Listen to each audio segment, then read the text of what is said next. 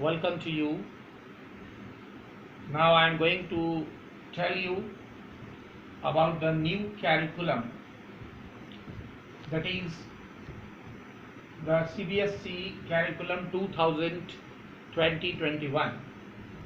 The CBSE has decided some portions of history and civics reduced about 30%.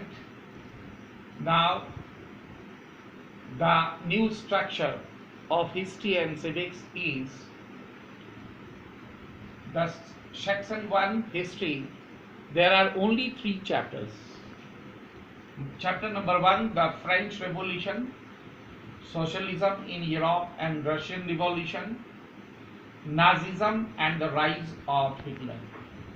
तो जैसा कि हमने बताया कि सीबीएसई ने कोविड-19 पेंडेमिक को देखते हुए, इस महामारी को देखते हुए सिलेबस को कुछ तब्दीली किया गया है।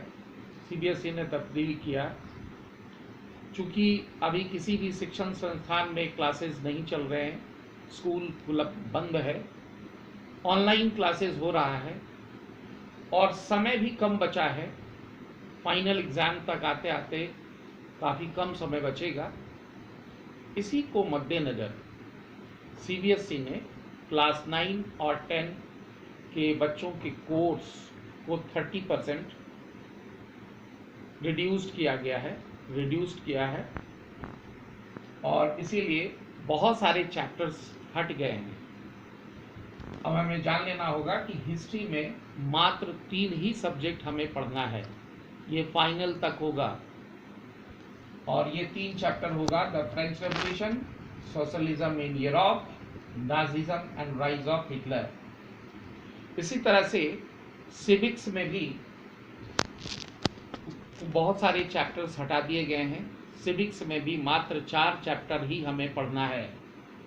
वो होगा पहला, what is democracy, why democracy, दूसरा कॉन्स्टिट्यूशनल डिजाइन, तीसरा इलेक्टोरल पॉलिटिक्स और चौथा वर्किंग ऑफ इंस्टीट्यूशंस।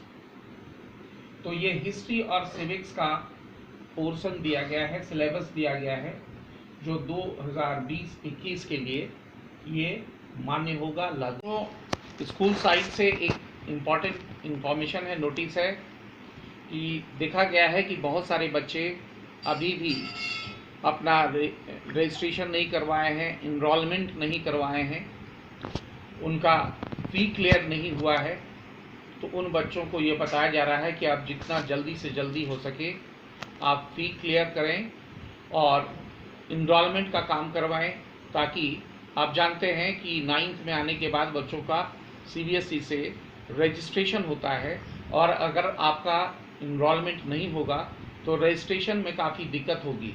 इसलिए ये कहा जाता है कि आप जितना जल्दी से जल्दी हो सके ये फ़ी क्लियर करते हुए आप अपना नाम इनरोलमेंट करवा लें, ताकि आगे आपको रजिस्ट्रेशन में दिक्कत नहीं होगी, फर्स्ट टर्म और हाफ ईयरली एग्जामिनेशन में दिक्कत नहीं होगी। तो इसको आप सीरियसली लेते हुए, इसको ध्यान देते हुए ये इनरोलमेंट का काम जितना जल्दी हो सके वो करते जाएंगे। अब हम लोग आगे चैप्टर में की बात करें तो नेक्स्ट हमारा जो टॉपिक्स होगा वो अब इसकी शुरुआत करेंगे। 9 history, chapter number 2 socialism in Europe and Russian Revolution. The next topic is the coming of socialism to Europe. Perhaps one of the most far-reaching visions of how society should be structured was socialism. By the mid-19th century in Europe, socialism was a well-known body of ideas that attracted widespread attention. Socialists were against private property and saw it as the root of all social ills of the time. Why? Individuals owned the property that gave employment, but the proprietors were concerned only with the personal gain and not with the welfare of those who made the property productive. So if society as a whole, rather than single individual, controlled property, more attention would be paid to collective social interest. Socialists wanted this change and campaigned for it. तो जैसा कि इस topic में कहा गया है, the coming of socialism to Europe, यानी Europe में समाजवाद किस तरह से प्रवेश करता है, यूरोप में समाजवाद का सिद्धांत का प्रवेश कैसे होता है, इस टॉपिक में हम लोग देखेंगे कि समाज के पुनर्गठन की ये सबसे दूरगामी दृष्टि प्रदान करने वाली विचारधारा समाजवाद ही थी, यानी सोशलिज्म ही था। 19वीं सदी के मध्य तक यूरोप में समाजवाद एक जाना पहचाना विचारधारा था। उसकी तरफ बहुत सारे लोगों का ध्यान आकर्षित हो रहा था। समाजवादी जो विचारधारा के लोग थे निजी संपत्ति के विरोधी थे। वो नहीं चाहते थे कि किसी का प्राइवेट प्रॉपर्टी हो, यानी वे संपत्ति पर निजी स्वामित्व को, निजी मालिकाना हक को सही नहीं मानते थे। उनका कहना था कि संपत्ति के निजी स्वामित्व की व्यवस्था ही सारी समस्याओं का जड़ है। उनका ये मानना था कि प्राइवेट प्रॉपर्टी ही सारे बुराइयों का, सारी समस्याओं का जड़ है। वे ऐसा क्यों मानते थे? उनका ये तर्क था, उनकी ये लॉजिक थी कि बहुत सारे लोगों के पास संपत्ति तो है जिससे दूसरों को रोजगार भी मिलता है, लेकिन समस्या यह है कि संपत्तिधारी व्यक्ति को सिर्फ अपने फायदे से ही मतलब रहता है।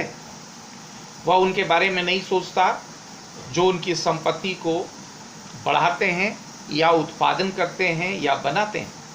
इसलिए अगर संपत्ति पर किसी एक व्यक्ति के बजाय पूरे समाज का उसका नियंत्रण हो, पूरे समाज के लोगों का देखरेख हो, तो साझा सामाजिक हितों का ज़्यादा अच्छी तरह से ध्यान दिया जा सकता है। सारे लोग, अगर समाज के सारे लोगों का ध्यान अगर होगा तो उसका नियंत्रण बेहतर होगा। समाजवादी इसी तरह का बदलाव चाहते थे और इसके लिए उन्होंने बड़े पैमाने पर अभियान भी चलाया, कैंपेन भी चलाया। How could a society without a property operate? What would be the basis of socialist society? कोई समाज संपत्ति के बिना कैसे चल सकता है? समाजवादी का आधार क्या होगा? Socialists had different visions of the future. Some believed in the idea of cooperatives. Robert Owen, a leading English manufacturer, sought to build a cooperative community called a New Harmony in Indiana, USA. Other socialists felt that the cooperative could not be built on a wide scale only through the individual initiative. They demanded that the governments encourage cooperatives. In France, instance, Louis Blanc wanted the government to encourage cooperatives and replace capitalist enterprises. The cooperatives were to be associations of people who produce goods together and divided the profits according to the work done by members. तो समाजवादियों के पास भविष्य की एक बिल्कुल अलग विचारधारा था, अलग उसकी दृष्टिकोण थी। कुछ समाजवादियों को कोऑपरेटिव यानी सामूहिक उद्यम, जो सब मिल करके कोई उद्यम चलाते हैं उसको सामूहिक उद्यम कहते हैं, के विचार में दिलचस्पी थी। कुछ लोग चाहते थे कि नहीं, सब मिलजुल कर कोई ऐसा काम किया जाए। इंग्लैंड के जाने माने उद्योगपति जो जिनका नाम था रॉबर्ट ओवन, उन्होंने उनके नाम से रॉबर्ट ओवन ने इंडियाना जो अमेरिका में है, नया समन्वय न्यू हार्मनी के नाम से एक नए तरह की समुदाय की रचना का प्रयास किया। और कुछ समाजवादी मानते थे कि केवल व्यक्तिगत इंडिविजुअली तरीके से पहलकदमी से बहुत बड़े सामूहिक खेत नहीं बनाए जा सकते। वो चाहते थे कि सरकार अपनी तरह से सामूहिक खेती को बढ़ावा दे। उदाहरण के लिए फ्रांस में लुई ब्लांक चाहते थे कि सरकार पूंजीवादी उद्यमों की जगह सामूहिक उद्यम को बढ़ावा दे। यानी जो पूंजीपति लोग थे वो खुद लोग अपना उद्यम चलाते थे, इंडस्ट्री चलाते थे, वो चाहते थे कि सब मिलजुल कर कोई बड़ा इंडस्ट्री चलाए। कोऑपरेटिव जैसे लोगों के समूह थे जो मिलकर चीज़ें बनाते थे और मुनाफे को प्रत्येक सदस्य के द्वारा किए गए काम के हिसाब से आपस में बांट लेते थे। तो ये विचारधारा इनका कोऑपरेटिव विचारधारा था, सहयोग की विचारधारा थी। नेक्स्ट था Karl Marx. Karl Marx and Friedrich Engels added other ideas to this body of arguments. Marx argued that industrial society was capitalist. Capitalists owned the capital invested in factories, and the profit of capitalists was produced by workers. The conditions of workers could not improve as long as this profit was accumulated by private capitalists. Workers had to overthrow capitalism and rule of private property. Marx believed that to free themselves from capitalist exploitation, workers had to construct a radically socialist society where all property was socially controlled, and this would be communist society. He was convinced that workers would trump in their conflict with capitalists. A communist society was the natural society of the future. तो इस तरह से एक जो समाजवाद के जो विचारधारा के प्रवर्तक थे जिनका नाम था कार्ल मार्क्स और फ्रेडरिक एंजल्स, ये दो बड़े समाजवादी विचारधारा के लोग थे। इन लोगों ने इस दिशा में एक नया तर्क पेश किया, जैसा कि और समाजवादियों का अलग अलग विचारधारा था। कार्ल मार्क्स का विचार था, उसका मानना था कि औद्योगिक समाज पूंजीवादी समाज है। यानी जहाँ बड़े बड़े उद्योग हैं वहाँ पर बड़े बड़े पूंजीपतियों का ही जमावड़ा है। फैक्ट्रियों में लगी पूंजी पर पूंजीपतियों का ही स्वामित्व है। जो फैक्ट्री में धन लगाते थे, जो पूंजी लगाते थे, उनके मालिक वही होते थे।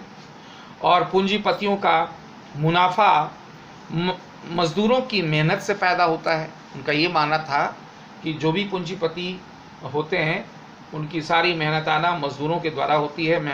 मजदूर अपने खून पसीने की कमाई से उनकी पूंजी को बढ़ाते हैं। मार्क्स के बातों का निष्कर्ष यह था कि जब तक निजी पूंजीपति इस तरह मुनाफे को जमा करते जाएंगे तब तक मजदूरों की स्थिति में सुधार नहीं हो सकता। वो तो केवल अपनी मुनाफा बढ़ाते जाएंगे, मजदूरों का ख्याल नहीं करेंगे। अपनी स्थिति में सुधार लाने के लिए मजदूरों को पूंजीवाद व निजी संपत्ति पर आधारित शासन को उखाड़ फेंकना होगा। तो कार्ल मार्क्स का क्लियर कट विचारधारा था कि ये पूंजीपति बिल्कुल नहीं होना चाहिए। जब तक ये पूंजीपति और निजी संपत्ति के मालिक रहेंगे ये मजदूरों का कोई कल्याण नहीं होगा, इसलिए इनको उखाड़ फेंकना ज़रूरी होगा।